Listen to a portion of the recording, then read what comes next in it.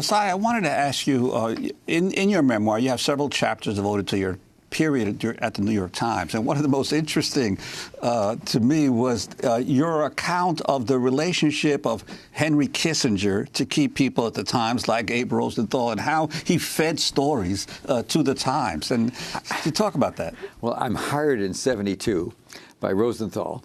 And at the August, and I always wanted to work. The Times then was, if you were a journalist, it's the place to work.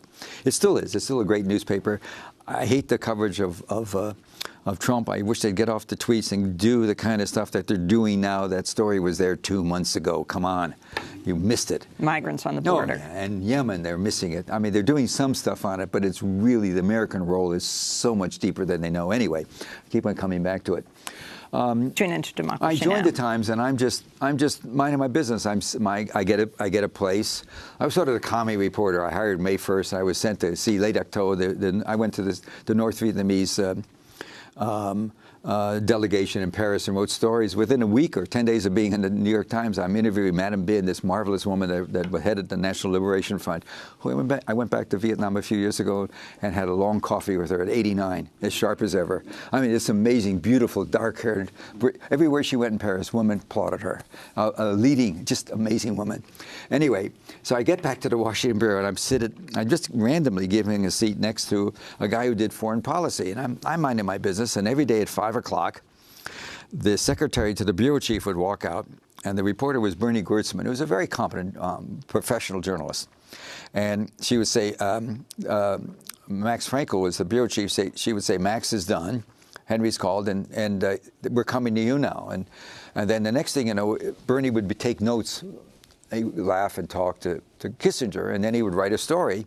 And I'm watching it. The story the next day would lead the paper and say, government sources said so-and-so. About the third or fourth day, I said, this is a pattern. There was a moment when something going diplomatic, but every day Kissinger's would come from Kissinger to the bureau chief to Bernie, who was the chief foreign correspondent, into the front page of the New York Times without a hint of who.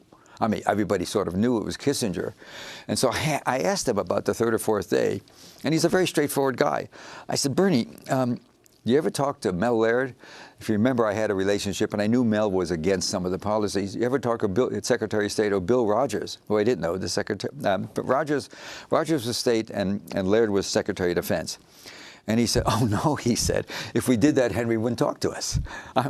This is, out of the old verbatim dialogue that used to be in the Village Voice, remember? So Gertzman's getting a daily call from Henry Kissinger. It was that week. A regular call. A call when there was a crisis that involved that stuff. I mean, it was like, what? I wanted to read you a quote from the late chef and TV broadcaster Anthony Bourdain, who just took his own life.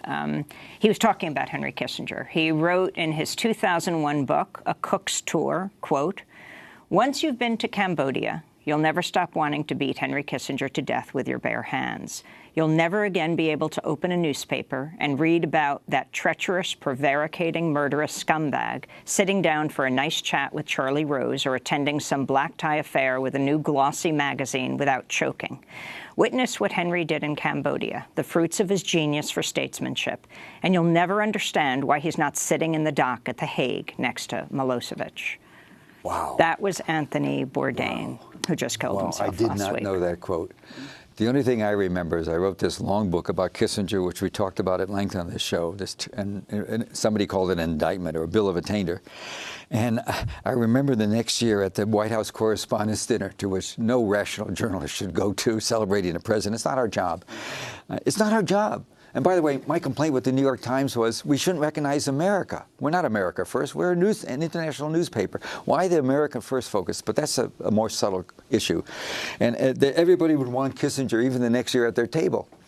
What I always said about Kissinger publicly and again is that when people have to count, they can't sleep and they count sheep, I think Kissinger has to count burned and maimed Cambodian and Vietnamese babies the rest of his life. But of course he doesn't. Because of what he was in charge of. Oh my God, not just Cambodia, in Vietnam. You tell me where it is.